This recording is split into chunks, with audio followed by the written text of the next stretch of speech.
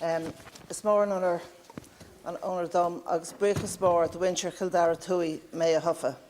I want to thank the voters of Kildare North who expressed their faith in Sinn Féin to lead a government of real change, returning me to the Dáil as their first female Sinn Féin TD. Politics is all-consuming, and I want to thank my mum, my brother, my sisters and my children for their unwavering love and support. I also want to thank my Republican family, the Ruth Hackett-Cummin and Sinn Féin activists across Kildare North, for keeping the faith in the proclamation of the Irish Republic ratified by An Chéad Dáil. It is this same faith I hold, and I promise to work hard for workers and families in Kildare North to deliver the change they voted for. This is my maiden speech, and it is all the more emotional to be delivering it at a time of national and international crisis. I want to take this opportunity to pay my respects to every one of the almost 2,000 Irish people who have lost their lives to COVID-19. Many of us have experienced the grief of losing a family member, and I am remembering my daddy today. I cannot imagine the distress these families endured, not being able to kiss their loved ones goodbye, or yes, they, the Rev Shiad.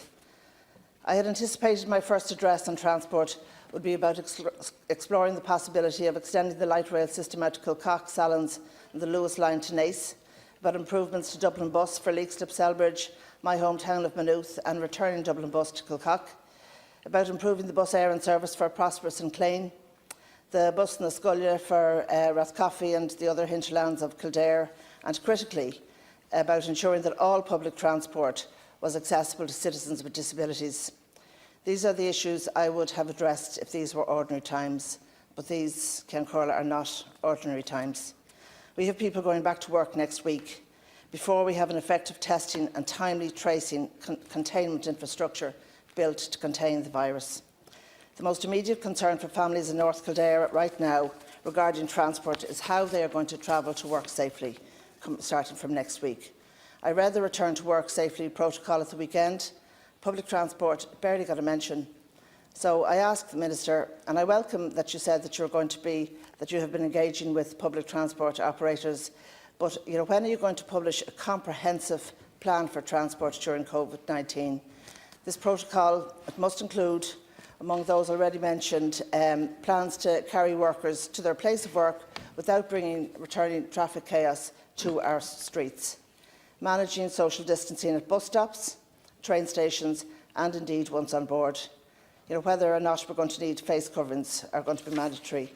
I welcome that you said there's going to be disinfecting of public transport. How regular is that going to be? And whether or not there's going to be hand sanitiser entering and egressing public service vehicles. These are vital concerns for workers and families in North Kildare and for those workers delivering this essential service too. It is our duty, in accordance with the democratic programme of the First Dáil, to take all necessary measures to safeguard the health of our people, and that is what we must do, Minister. The Minister needs to be communicating a comprehensive transport protocol now. It is a critical part of the reopening plan. We cannot look back to see that this was another weak link in suppressing the virus. Thank you, Deputy. Do you want answers now, or do you want to move on? Move on and answer after, please. Deputy. Margaret. I want to say that this is a huge honour for me delivering my maiden speech in the Chamber today. Firstly, I want to say a sincere thank you to all of the Clare people who entrusted me with their vote in the recent general election. I am so proud to say that I am now one of only 3 women ever elected to represent the people of Clare and the first ever Sinn Féin female TD in the county. I take great pride in representing the Clare people and will do so to the best of my ability. I will work hard to deliver the change that people voted for. That means delivering solutions on housing, health, climate change, pensions, giving workers and families a break and advancing Irish unity. We are in the midst of an unprecedented public health emergency, and I want to send my condolences to the many families who have lost loved ones. As we now prepare to rebuild our economy and society, it is imperative that we prioritise a fair recovery. That will mean rebuilding the economy and investing our way out of recession. Investing in universal healthcare, delivering the biggest public housing programme in the state's history while creating thousands of jobs, investing in our forgotten regions that will now suffer most as a result of successive governments' neglect. That must be the bottom line. Clare is one of those areas that has suffered at the hands of successive Fianna Fáil and Fine Gael governments, not least in the area of transport.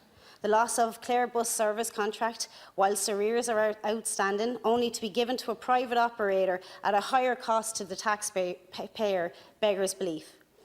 The board of Clare Bus feel that they have been discarded and cast aside. It is not acceptable that such a vital service would be treated in this manner. I welcome the planned meeting to take place with Ms Anne Graham, CEO National Transport Authority, by video conference with TDs in Clare, which I had requested. However, I am disappointed that Clare Bus will not be represented at the meeting. I will be seeking clear commitments on the future of Clare Bus due to their loss of their service contract. Minister, can you clarify if there has been a policy shift against a unique Clare Bus position of being both a transport coordination unit and a bus company? Will you also step up and engage an independent mediator to resolve contractual issues between the NTA and Clare Bus, enabling the release of funds owed to the company?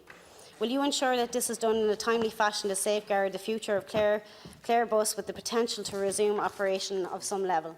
72% of the services currently provided by the private operator are not accessible and therefore exclude wheelchair users and those with reduced mobility. This is a distressing state to leave persons of need in. Minister, will you confirm your commitment to this measure? I also want to wish to highlight the needs of Shannon Airport, which, as we all know, is a vital asset in County Clare and to the Midwest region. The Sinn Féin team in the Midwest recently met with the CEO of Shannon Airport to convey our party's support in bringing forward solutions to help Shannon as we emerge out of this COVID-19 shutdown. Unsurprisingly, the challenges that the airport face are huge, both financially and logistically, given the total shutdown of international flights and tourism as a whole on this island. There is much concern about the future for Shannon Airport in light of its known struggles that predate the COVID-19 pandemic. We need to protect it and grow passenger numbers to ensure it can continue to operate successfully in a post-COVID world. So I'd like to ask the Minister for Transport what financial supports will be put in place to ensure that the doors remain open, flights continue and ultimately jobs protected. Thank you, Deputy Wynne. Minister, 40 seconds. Thank you very much. I'd like to, in that 40 seconds, I suppose, congratulate both the Sinn Féin TDs on getting here. It's their maiden speech, and thank you very much for their contributions. And I wish you a very successful and long career in the Dáil. The issues which were raised by Deputy Réada Cronin. The next week, you're saying that you haven't got too much confidence in what what we're facing for the public transport, for the safety issues. The issue on masks which you raised has been addressed by Tony Holohan yesterday. He said he's going to make a recommendation by the end of the week. It looks very much as though public transport, that there will be coverings. I don't think they like talking about masks, because I think masks are rather clinical, that there will be coverings and there'll be recommendations that maybe the coverings in places like public transport and supermarkets would be actually allowed and encouraged. Obviously, there are pluses and minuses to that, but it's something which you need guidance. There will obviously continue to be social distancing. And that particular problem, it has to be monitored very carefully, because we don't know what the demand is going to be like next week. We don't. It is very difficult to know whether people are going to be reluctant to go on buses. Minister, I'm afraid. Or going to have to. Okay, or move to their private cars. But it's being monitored very, very closely. But we're very confident that we're happy about phase 1. Phase 2 is coming on a few weeks later, and that'll be adjusted to accordingly. I'm sorry to interrupt.